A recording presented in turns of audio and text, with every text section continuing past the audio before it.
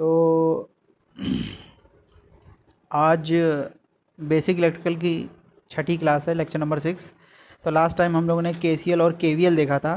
तो आज हम लोग देखेंगे नोडल एंड मैश एनालिसिस क्या होता है। इसका कोई हिंदी में नेम नहीं है, यही है नोडल और मैश एनालिसिस। तो नोड से बना है नोडल, और लूप वाला जो कॉन्सेप्ट है वो किस में लगेगा, मैश में लगेगा, ठीक है ना। और लूप वाला कॉन्सेप्ट का मतलब लूप मैश दोनों अलग चीज़ें हैं, लेकिन थोड़ा सा वो मैं क्लोज सर्किट की बात कर रहा हूँ, वो यहाँ पर लगेगा। तो यहाँ पर देखो, सबसे पहला जो पॉइंट है वो ये है कि नोडल किस किस चीज़ से मिलके बना है। तो इसमें किरचॉफ करंट लॉ बताया था मैंने, वो रूल अप्लाई करते हैं, प्लस प्लस कौन सा रूल अप्लाई करेंगे, एक ओम्स लॉ वाला रूल अप्लाई करते हैं, ओम्स लॉ, ठीक है। तो जब ये दोनों रूल एक साथ अप्लाई होते हैं किसी सर्किट में, तो उसको क्या कहते हैं, तो हम उसको क्या कहेंगे, नोडल। माइक ऑफ रखो अपना। उसको कहते हैं नोडल एनालिसिस। उसको क्या कहते हैं, उसको कहते हैं नोडल एनालिसिस, ठीक है ना। इतना हो गया। अब उसके बाद जब दूसरी बात आती है कि अब मैश एनालिसिस क्या है, तो अभी इसमें न्यूमेरिकल कराऊंगा तो अच्छे से क्लियर होगा। KVL, Kirchhoff voltage law plus Ohm's law, ठीक है ना। ये हमने लिख दिया ओम्स लॉ। जब इसको अप्लाई करते हैं तो क्या बनता है, मैश एनालिसिस, ठीक है ना, मैश एनालिसिस, ठीक है ना। इसको जब अप्लाई करते हैं तो क्या बनता है, mesh analysis. KVL plus Ohm's law कई बार पूछा हुआ है, ये केसीएल प्लस ओम्स लॉ क्या है, नोडल एनालिसिस है। ये इस तरीके से चलता है, ठीक है। अब ये जो है अब कहाँ वैलिड है, ठीक है ना। वैलिड कहाँ कहाँ पर है ये नोडल और मैश एनालिसिस, तो ये तुम्हारा वैलिड है, मैंने बोला था कि जब लम्प्ड हो, क्या हो, जब लम्प्ड इलेक्ट्रिकल सर्किट हो, लम्प्ड नेटवर्क लिख दे रहा हूँ सीधे सीधे, ठीक है ना। मतलब जो भी हो लम्प्ड नेचर में हो, यानी फिजिकली अवेलेबल हो, रेजिस्टेंस, कैपेसिटेंस, ये जो भी वैल्यूज़ हैं, जो भी एलिमेंट्स लगाओगे ब्रांचेस में, वो फिजिकली अवेलेबल होने चाहिए, ठीक है ना। वो distributed through out the length नहीं होना चाहिए, यानी कि क्या, डिस्ट्रीब्यूटेड पैरामीटर्स नहीं होने चाहिए, लम्प्ड पैरामीटर ही होना चाहिए, ठीक है। पहली बात ये आ गई। अब केसीएल और केवीएल कहाँ लगता है, independent of nature of circuit. Circuit के नेचर पर डिपेंड ही नहीं करता, वो चाहे लीनियर हो, नॉन लीनियर हो, एक्टिव हो, पैसिव हो, इस पर कोई डिपेंड नहीं करता है। लेकिन ओम्स लॉ किस पे डिपेंड करता है, यहाँ मैं लिख रहा हूँ ओम्स लॉ। ओम्स लॉ के लिए कंडीशन है कि सर्किट क्या होनी चाहिए, लीनियर होनी चाहिए, और क्या होना चाहिए, पैसिव होना चाहिए, ठीक है ना। पैसिव एलिमेंट और लीनियर, ये कंडीशन फिक्स है, ये होना ही चाहिए, बिना इसके नहीं लगेगा। अगर एक्टिव नेटवर्क है तो वहाँ ओम्स लॉ अप्लाई नहीं होता है। एक्टिव नेटवर्क जैसे कि लाइक मोटर, लाइक जैसे जनरेटर हो गया, ठीक है ना, तो ये क्या है, ये एक्टिव नेटवर्क्स हैं। तो ये हो गया ओम्स लॉ का एप्लीकेशन, ठीक है। ये बेसिक सा था। तो अब मैं कोई एक छोटा सा क्वेश्चन लेता हूँ। तो सबसे पहले मैं तुम्हें बताता हूँ, एक ही क्वेश्चन को दो तरीके से बताऊँगा तुम्हें, ठीक है। लेकिन एग्ज़ाम में अगर लिख के आ रहा है कि मैश एनालिसिस से ही करना है तो तुम्हें मैश ही लगाना पड़ेगा, और अगर नोडल से लिखा है तो नोडल ही लगाना पड़ेगा। और लिखा है कि सर्किट को सॉल्व कीजिए, तो फिर तुम क्या करोगे, तुम हमेशा नोडल ही प्रीफर करोगे। प्रीफर हमेशा ये कहते हैं अगर क्वेश्चन में लिखा हुआ है। ये बात सिर्फ एकेडमिक एग्ज़ाम के लिए सीमित है, क्योंकि कॉम्पिटिटिव एग्ज़ाम में क्या होता है, वहाँ क्वेश्चन और चार ऑप्शन होते हैं, जैसे मना है वैसे सॉल्व करो, आंसर सही आना चाहिए। तो उस केस में भी हम नोडल ही अप्लाई करेंगे। तो बेटर क्या है, मान लीजिए नोडल जो है ना, वो क्या है, एक रामबाण औजार है या हथियार है, ठीक है ना। तो अब देखो, मैं एक छोटा सा कोई क्वेश्चन लेता हूँ जो आसानी से तुम लोग को समझ में भी आ जाए और हो भी जाए।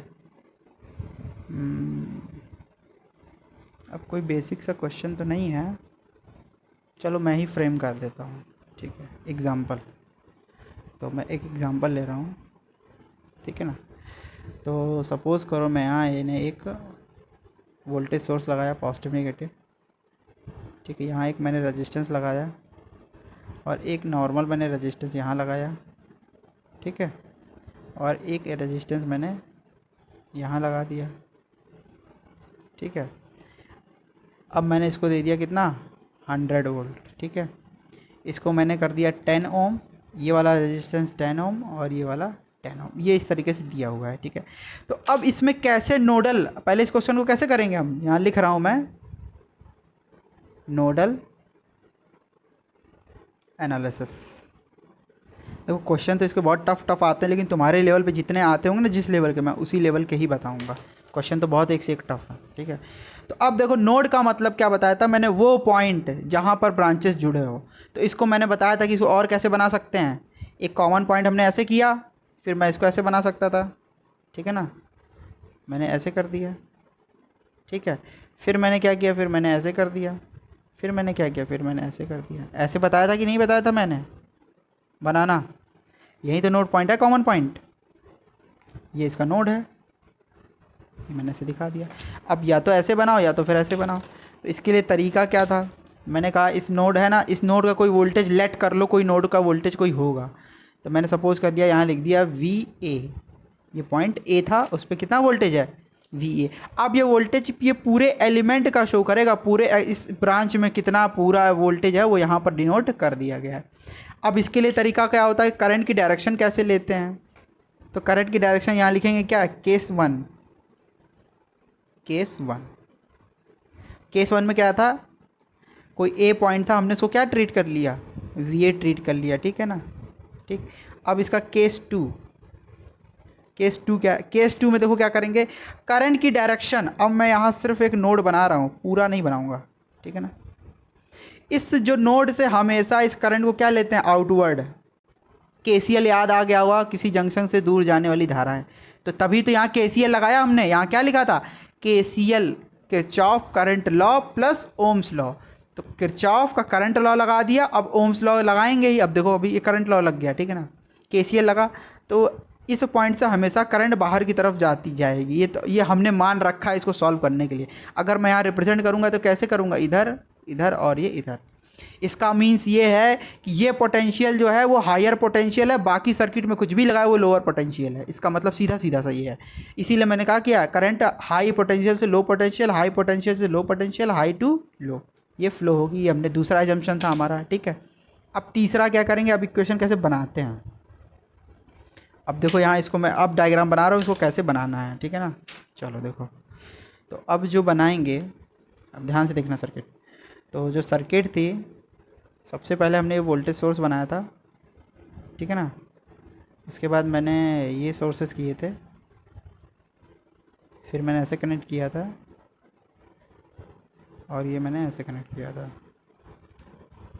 ठीक है, ये कनेक्ट किया था। और मैंने इसको दिया था 10 ओम, 10 ओम, और राइट ईयर 10 ओम, ठीक है। और मैंने इसको यहाँ क्या वोल्टेज लिखा, 100 वोल्ट। इतना मैंने इसको क्या किया, लिख दिया, ठीक है ना। और मैंने यहाँ क्या, मैंने यहाँ पर क्या शो किया, इस वी ए को मैंने शो कर दिया। और मैंने कहा क्या, इसके अक्रॉस जो वोल्टेज था या कहाँ लिखा, यहाँ पर लिख दिया 100 वोल्ट, ठीक है। ये जो वोल्ट था मैंने 100 वोल्ट यहाँ लिख दिया, ये वी ए कर दिया, ठीक है। तो ये ऐसे ऐसे शो किया था सेकंड स्टेप में। अब कैसे इक्वेशन राइट करनी है, ध्यान से देखो। कैसे राइट करनी है, ये वी ए लिखेंगे।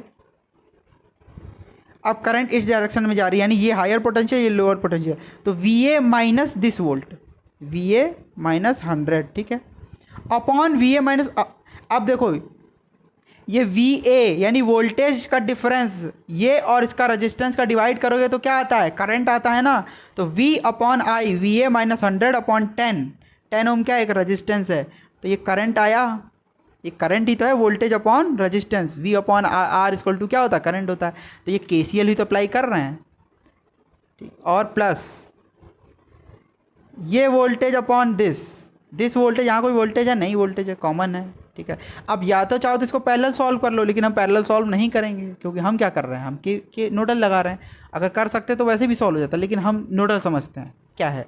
तो वी ए अपॉन ये वी ए, इसका इसके अक्रॉस वोल्टेज अपॉन 10, यानी 10 ओम का क्या रेजिस्टेंस, प्लस ये जो वोल्टेज यहाँ पर है, यहाँ कोई रेजिस्टेंस नहीं है, तो सेम पैरेलल में वोल्टेज सेम होते हैं। यहाँ पर जो वोल्टेज होगा वहीं वोल्टेज यहाँ होगा, बट यहाँ जो वोल्टेज था वो यहाँ क्यों नहीं होगा, क्योंकि इन दोनों के बीच में एक रेजिस्टेंस कनेक्टर था जो वोल्टेज का ड्रॉप कराएगा। और यहाँ कोई वोल्टेज, यहाँ पे कोई रेजिस्टेंसेस नहीं है, तो जो यहाँ वोल्टेज होगा वहीं यहाँ होगा। यहाँ वी ए वोल्टेज है तो यहाँ भी क्या होगा, वी ए का वोल्ट होगा। तो V upon 10 plus V A upon 10 equals 0। तो देखो high to low, high to low, high to low, सब में मैंने वी ए को प्रायोरिटी पहले दी है, ठीक है। अब देखो कैसे सॉल्व करना है इसको। अब देखो 10 ओम 10 ओम 10 ओम, एलसीएम ले लेता हूँ मैं, तीनों का एलसीएम लेके इसको उधर भेज देंगे। तो डायरेक्ट नहीं चलूँगा, नहीं फिर दिक्कत होगी, अभी बिगनर स्टेज में है तो गड़बड़ी हो जाएगी। तो 10 एलसीएम लिया तो वी ए माइनस का 100 प्लस का वी ए। आई होप कि एलसीएम लेना आता होगा आप लोग को, ठीक है। नहीं आता है तो पूछिएगा। तो कितना हो गया ये, अब मैं 10 का उधर मल्टीप्लाई करूँ 0 में तो 0 हो जाएगा। ओके, अब 1 V A 2 V A 3 V A, कितना हो गया 3 वी ए माइनस का 100, ठीक है। तो वी ए कितना हो गया 100 डिवाइड बाई 3, कितना हो गया वी ए 100 डिवाइड बाई 3, ठीक है। इसको मैंने क्या किया, ऐसे स्टार मार्क कर लिया। क्यों स्टार मार्क किया, हमने ये देखो नोडल एनालिसिस लगाई और यहाँ से ये पूरा रिजल्ट्स मुझे कैलकुलेटर होके यहाँ पर वी ए मिल गया। अब ये वोल्टेज यहाँ आ गया तो मैं करंट निकाल सकता हूँ, इसमें जाने वाली करंट कितनी है, निकाल सकता हूँ ना। तो क्या लिखूँगा अब मैं, ये डायग्राम तुम लोग देखो। अब ये वी ए आ गया, यहाँ जाने वाली करंट क्या लिखा था, इसको मैंने ये लिखा था ना ये, ठीक है। और ये लिखा था मैंने किसको, ये लिखा था। तो वी ए अपॉन 10 इसमें जाने वाली करंट, तो क्या हुआ वी ए अपॉन 10 ओम, यहाँ मैंने लिख दिया करंट 10 ओम वाले रेजिस्टेंस में जाने वाला, ठीक है। तो वी ए की वैल्यू कितनी आई है 100 डिवाइड बाई 3 अपॉन 10, तो कितना हो जाएगा, 0 से 0 गया तो 10 अपॉन 3 एम्पियर, ये करंट आ गया ना। और सेम पैरेलल में था, वोल्टेज सेम होगा, जब वोल्टेज सेम है रेजिस्टेंस सेम है तो करंट भी सेम होगा। तो आई 10 दूसरा कितना हो जाएगा same, we A upon 10 equals 10/3 ampere. Clear. अब सर कहोगे सर यहाँ कितना करंट होगा, तो यहाँ देख लेते हैं। इसमें यहाँ क्या इक्वेशन थी, ध्यान से देखना, वी ए माइनस 100 अपॉन 10 का ओम, ये है we A minus 100 upon 10, we A minus 100 upon 10। यहाँ कितना हो जाएगा, यहाँ टोटल करंट मैंने सपोज कर लो यहाँ लिखा था आई करंट, ठीक है। अब ये करंट की, अब देखो यहाँ था क्या करंट, ये जो करंट था वो इस सर्किट में ऐसे जा रहा था नीचे की तरफ आई 10, ये करंट जो था इस सर्किट में आई 10 ऐसे जा रहा था। अब ये करंट ऐसे जाएगा ना, एरो लिखा है, कैसे जाएगा, एक दूसरा पेन ले रहा हूँ मैं, हाँ इस तरीके से जाएगा, ठीक है ना। आई 10 ये भी तो जाएगा, आई 10 आई 10 आई 10, तीनों सेम होंगे, लेकिन ज़रूरी तीनों सेम हो, ये और ये तो सेम होगा क्योंकि इनके बीच में कोई रेजिस्टेंस नहीं था, वोल्टेज सेम था और रेजिस्टेंस सेम था, इस वजह से करंट सेम हो गया।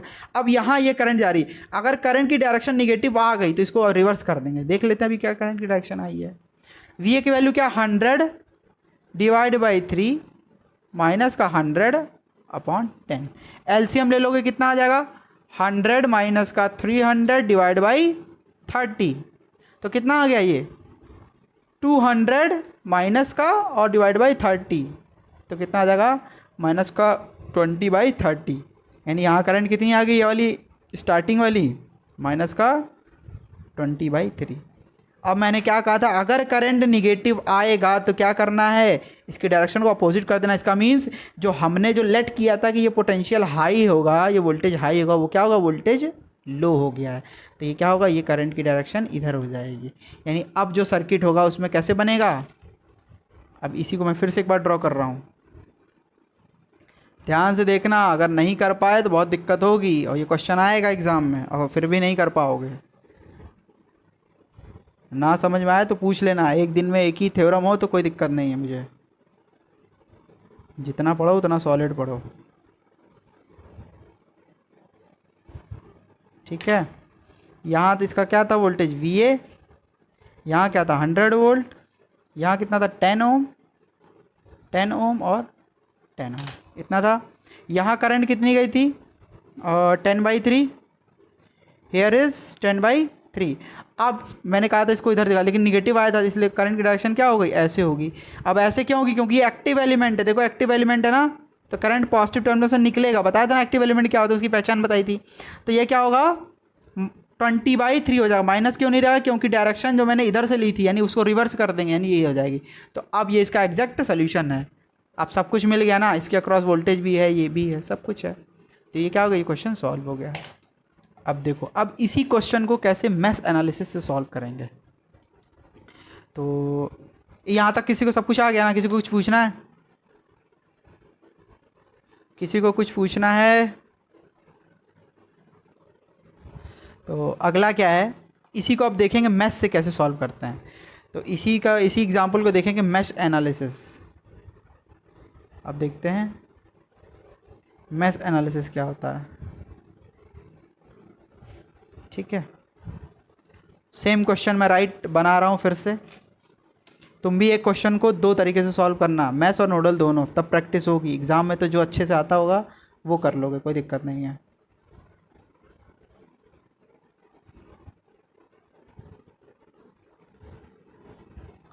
ठीक है, मैं सारी वैल्यूज लिख दूँ, 10 ओम, 10 ओम और 10 ओम, देयर इज़ 100 वाट। ठीक है, अब देखो यहाँ पर क्या करना है। ठीक, अब मैश कैसे लगाना है। तो यहाँ पर पहले बात तो मैश कितने हैं, लूप कितने हैं ये बताओ। एक मैश ये है और एक मैश ये है। मैश कभी भी लिंक्ड नहीं होते हैं। और लूप कितने हैं, एक लूप ये है, एक लूप ये है और एक पूरा लूप। तो यहाँ पर लूप कितने हैं, नंबर ऑफ लूप 3 और मैश कितने हैं 2। मैंने बताया था कि सभी लूप मैश हो सकते हैं, और सॉरी सभी मैश जो हैं वो लूप हो सकते हैं, लेकिन सभी लूप मैश नहीं हो सकते। मैंने स्टार्टिंग में जब बताया था तो वहाँ पर ये चीज़ क्लियर की थी। देखो यहाँ आई होप जिसको क्लास छूट गई होगी यहाँ क्लियर हो गया होगा। ठीक है, तो लूप और मैश हुआ। अब चलो अब देखते हैं, ये तो बेसिक सा आइडिया हो गया। अब क्या करना है, सबसे पहले इसमें हमें करंट को लेट करना है। सपोज़ करो यहाँ से करंट कोई आई निकली। अब सर यहीं से क्यों निकलेगी, क्योंकि 100 वोल्ट है, ये वोल्टेज सोर्स है। वोल्टेज सोर्स क्या होता है, एक एक्टिव एलिमेंट होता है। एक्टिव एलिमेंट होगा तो करंट पॉजिटिव टर्मिनल से निकलती है, और जैसे ही करंट यहाँ पर जाएगी, जब तक करंट सेम है तब तक वो सीरीज़ में कहलाती है। अभी सीरीज़ पैरेलल कॉन्सेप्ट नहीं है, वो आगे मिलेगा, बट बता दे रहा हूँ। और जैसे ही करंट यहाँ आई तो कुछ करंट यहाँ डिवाइड होगी और कुछ करंट यहाँ पर डिवाइड होगी। क्लियर है। तो हमने क्या कह दिया, ये जो करंट डिवाइड हुई ये I1 हुई, और ये जो करंट डिवाइड हुई ये क्या हुई, I2 हो गई। इतना क्लियर है। और फिर ये करंट यहाँ पर आएगी और यहाँ पर आएगी, यहाँ पे क्या हो जाएगा I1। ठीक है ना, और ये फिर यहाँ आएगी तो ये फिर क्या हो जाएगी, करंट I हो जाएगी, क्योंकि I2 यहाँ आके मिल जाएगा। समझ गए करंट का डिस्ट्रीब्यूशन कैसा है, I चला, I2 और I1 में ब्रेक हो गया। यानी यहाँ मैं कैसे कह सकता हूँ एक KCL इक्वेशन से, हालांकि KCL यहाँ लगाते नहीं, लेकिन बस तुम्हें बस दिखा रहा हूँ। अब देखो यहाँ पे मैश में क्या लगाएंगे, Kirchhoff voltage law plus Ohm's law. Ohm's law का मतलब जहाँ पर वोल्टेज करंट और रेजिस्टेंस आ जाए वहाँ ओम्स लॉ हो गया। समझ गए। तो ये तो हमने तो बता दिया करंट को कैसे डिस्ट्रीब्यूट करना। अब देखो कैसे करना है, इसको कैसे करना है। माइनस से जाओगे अंदर, KVL अप्लाई करना है। KVL अप्लाई करना सिखाया था। कहाँ से एंटर किया हमने, सपोज करो यहाँ से ऐसे किया है तो हमने इधर से स्टार्ट किया, तो माइनस से एंटर किया तो 100 वोल्ट। फिर यहाँ पर ये करंट आई है और यहाँ वोल्टेज कितना होगा, 10 ओम रेजिस्टेंस है। ये करंट आके जब इस रेजिस्टेंस से मल्टीप्लाई होगा तो V इक्वल टू IR, ये इसमें मल्टीप्लाई होगा, प्लस का आएगा। क्यों प्लस आएगा, क्योंकि ये जो होता है क्या होता है, एक्टिव एलिमेंट नहीं होता है, एक पैसिव एलिमेंट होता है। ठीक है ना, तो पैसिव एलिमेंट की पहचान है, करंट पॉजिटिव से एंटर करती है और एक्टिव एलिमेंट में ये पॉजिटिव से निकलती है, और इसमें क्या होती है, पॉजिटिव से एंटर करती है पैसिव एलिमेंट के लिए। ठीक है, तो इतना हुआ -100 प्लस 10 इंटू आई, इतना हो गया, इतना हुआ। अब एक बार में एक ही लूप कंसीडर करना है, एक बार में एक ही मैश कंसीडर करना है। अब इसमें करंट आओगे तो यहाँ करंट है I2 और यहाँ करंट क्या है I1। देखो इधर है ये और इधर ये, तो क्या होगा प्लस का I2। अब हम I2 वाले डायरेक्शन ले रहे हैं, ये I2 इधर आ रहा है और I1 अपोजिट है, ये I2 इधर है I1 अपोजिट है, तो क्या होगा I2 माइनस का I1 इंटू का 10 ओम इक्वल टू 0। ये एक इक्वेशन हो गई। अब इसको थोड़ा सॉल्व कर लेते हैं, I1 I2 को फॉर्म में कर लेते हैं। ठीक है ना, नहीं थोड़ा आई थिंक मैंने थोड़ा सा गड़बड़ कर दिया। गड़बड़ तो ये हुई है कि इसको ऐसे ही रखो, कोई दिक्कत नहीं है। चलो अब इसको देखते हैं। अब दूसरे वाले में आते हैं। दूसरे में आएंगे, अब यहाँ पर हम नेगेटिव से एंटर कर रहे हैं ना, तो माइनस का, अब देखो ये क्या है, अब डायरेक्शन करंट की ऐसे हमने लेट की है, ऐसे करंट की डायरेक्शन ऐसे हमने लेट की है ऐसे। अब ये I1 आया, यहाँ से I1 है, यहाँ क्या हो गया I2, तो क्या होगा I1 की डायरेक्शन लेंगे, ये क्या हो जाएगा, ये I1 की डायरेक्शन है और ये I2 है, तो क्या होगा I1 माइनस का I2। ठीक है ना, क्योंकि I1 की डायरेक्शन लिया, into 10 ohm plus I1 into 10 equals 0। दो इक्वेशन बनी कि नहीं बनी? क्लियर है? चलो ठीक है ना। तो इस वाली इक्वेशन को यहाँ मैं सॉल्व करता हूँ। क्या होगा? माइनस का 100 प्लस का 10i प्लस 10i2 10 माइनस का i1 10 इक्वल्स 0। इतना क्लियर है? अब कहोगे सर यहाँ i1 i2 है, यहाँ i है, अब क्या करें? तो कुछ नहीं, i1 i2 यहाँ पर रिप्लेस कर दो इससे। तो क्या करना? माइनस का 100 प्लस का i की जगह क्या कर दो? i1 प्लस i2 पुट करोगे तो 10i1 plus 10i2 plus 10i2 minus का i1 10। तो देखो ये और ये कट गए, यहाँ से i2 की वैल्यू कितनी आ गई? 10 और 20, तो 20 i2 इक्वल्स 100। तो i इक्वल कितना आ गया? i2 इक्वल टू 0 0 और ये 5, i2 5 आ गया।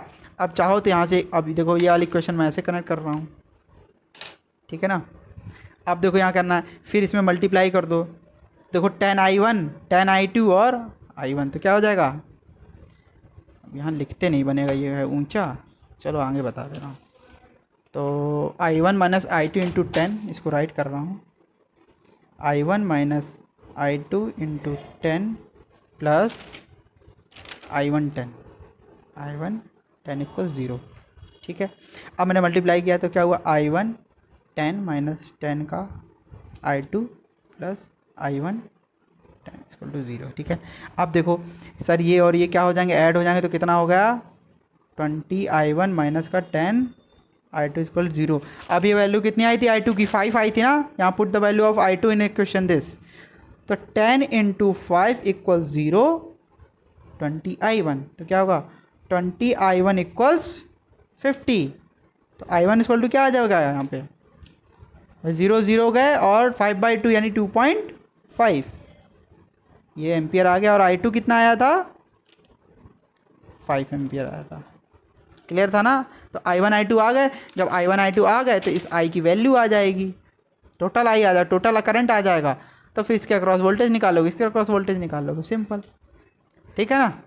कोई दिक्कत नहीं होनी चाहिए, ठीक है।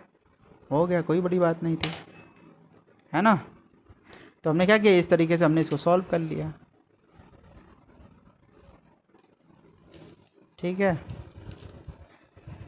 तो स्क्रीनशॉट जिसको लेना हो ले लो। फर्स्ट पेज ये है, सेकंड पेज ये, and the third page this.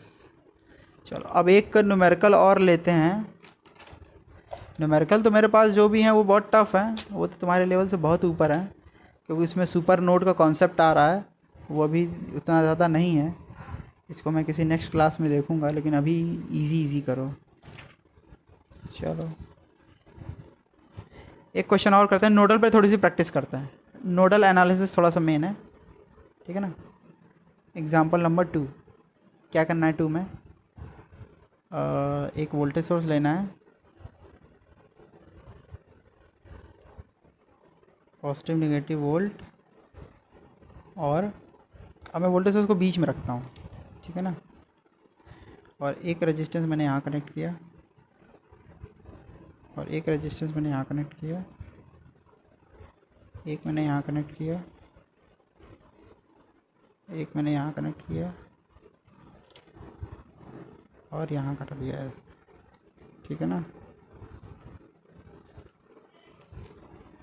और इस वोल्टेज की जो वैल्यू थी, वो वैल्यू थी, सपोज़ करो 100 ही दे देता हूँ, ठीक है ना। और इसको करता हूँ 5 ओम, 5 ओम, 5 ओम, और ये 5 ओम। तो बताओ कि सब में अलग अलग करंट क्या होगी? कोई बता पाएगा? जल्दी बताओ। नोडल एनालिसिस फास्ट, मैं लिख दे रहा हूँ बाई नोडल मेथड।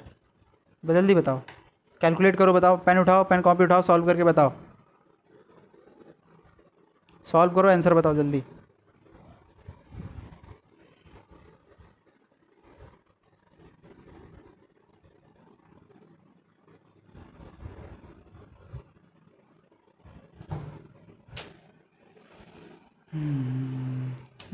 पता है ये क्वेश्चन मुझे लगता है 30 सेकंड का है बस,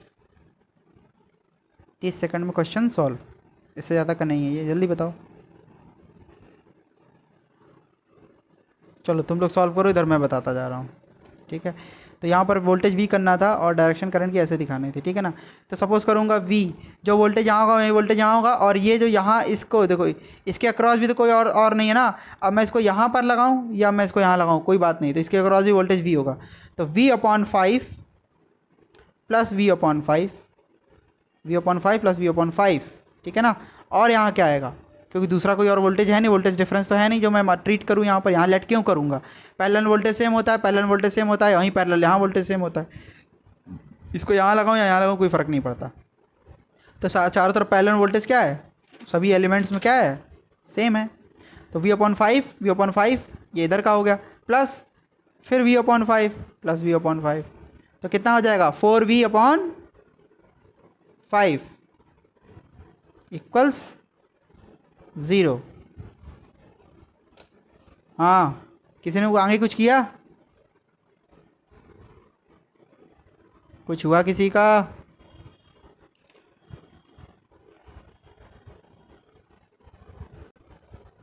हुआ कि नहीं?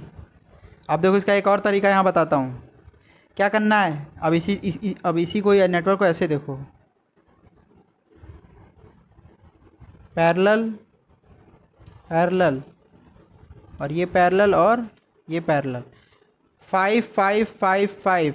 जब पैरेलल में 5 ओम 5 रेजिस्टेंस लगे हो ना, ये 5 ओम के 4 रजिस्टेंस 1 2 3 4, तो 5/4 करो सीधे, तो 1.25 आएगा। 1.25 को क्या करोगे, 100 से डिवाइड करोगे, करंट आ जाएगी ऑटोमेटिक। ठीक है ना। तो इस केस में यहाँ पर ये 0 क्यों हो रहा है, कोई बताएगा? बताओ इस केस में 0 क्यों हुआ, यहाँ इस पर नोडल क्यों नहीं अप्लाइड हुआ? भाई नोडल तब अप्लाइड होगा ना, क्योंकि यहाँ पर कोई दूसरा वोल्टेज भी तो होना चाहिए। यहाँ भी वोल्टेज वहीं है, यहाँ भी वोल्टेज वहीं, जो यहाँ है सब जगह वोल्टेज, यहाँ पर क्या होगा, यहाँ पर ये वाला वोल्टेज है, यहाँ भी सेम ही रहेगा, सब जगह वोल्टेज सेम है। जब वोल्टेज सेम है तो ये तो 0 तो आएगा ही यहाँ। तो ये नॉर्मल नोडल से क्वेश्चन नहीं हुआ, नॉर्मल इसका हुआ। ऐसा इसलिए हुआ क्योंकि मैंने कोई क्वेश्चन कहीं से देखा नहीं, मैंने अपने मन से बनाया हुआ है। ठीक है, तो कितना हो जाएगा ये R, कितना हो जाएगा 5/4, तो कितना होगा 5 × 5, फिर कितना आएगा, नहीं 4 × 4, फिर 1 आएगा, फिर 0 लिखोगे तो 1.25 ओम आएगा। अब करंट क्या होता है 100 अब 5/4 रख दो या 1.25 रख दो, तो कितना हो जाएगा 100 × 4/5। ठीक है, तो 5 2 या 10 20 और ये कितना आ जाएगा 80 एम्पियर, क्योंकि हाँ 80 एम्पियर की करंट आ जाएगी। क्लियर, चलो ठीक है, इतना हो गया ना।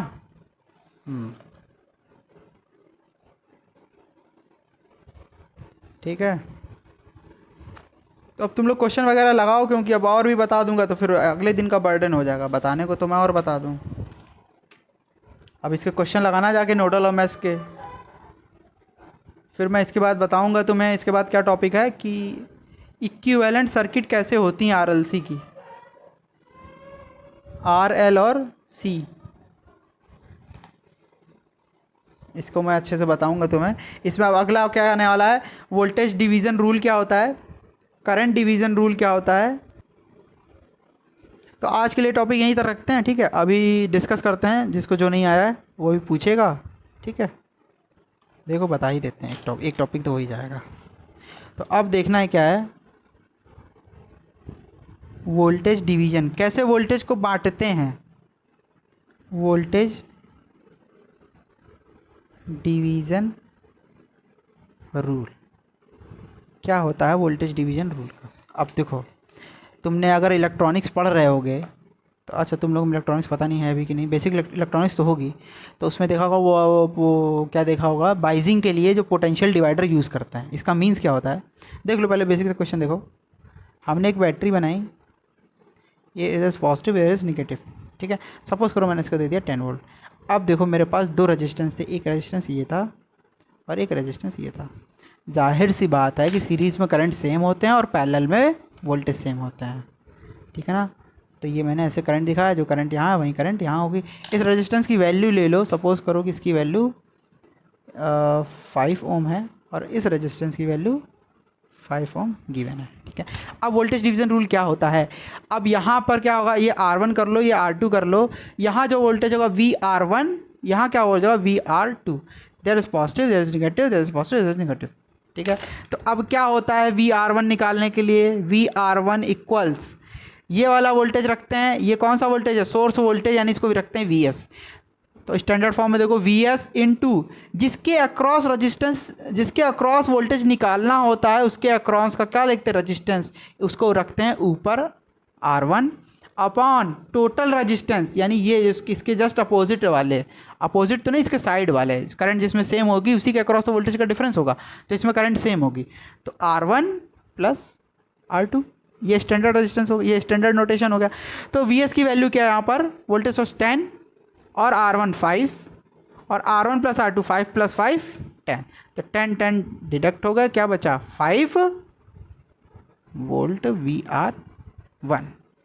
अब देखो VR2 के लिए क्या है standard notation, VR2 equals same VS, अब R2 के अक्रॉस निकालना है ना, तो वो वाला रजिस्टेंस ऊपर रखेंगे और दोनों का सम करेंगे, क्लियर। तो कितना होगा, VS वैल्यू है 10 वोल्टेज सोर्स और रजिस्टेंस R2 कितना है 5 upon 5 plus 5 10, here is also 5 volt. तो क्या यहाँ आ गया वोल्टेज, यहाँ VR1 कितना आ गया 5 वोल्ट, VR2 कितना आ गया 5 वोल्ट, ये सीधा सा हो गया, है ना। तो इसमें जनरल फार्मूला क्या था, एक ये जनरल फार्मूला था और एक ये जनरल फार्मूला, ठीक है ना, ठीक है। तो इसका स्क्रीनशॉट ले लो, ठीक है। तो आज के लिए अब इतना ही रखते हैं, एक टॉपिक मैंने और इंक्रीज कर लिया, वोल्टेज डिवीज़न रूल। अब नेक्स्ट टॉपिक जो अगली क्लास होगी वो होगा करंट डिवीज़न रूल पे, ठीक है। अब जिसको जो नहीं आता वो पूछ सकता है मुझसे।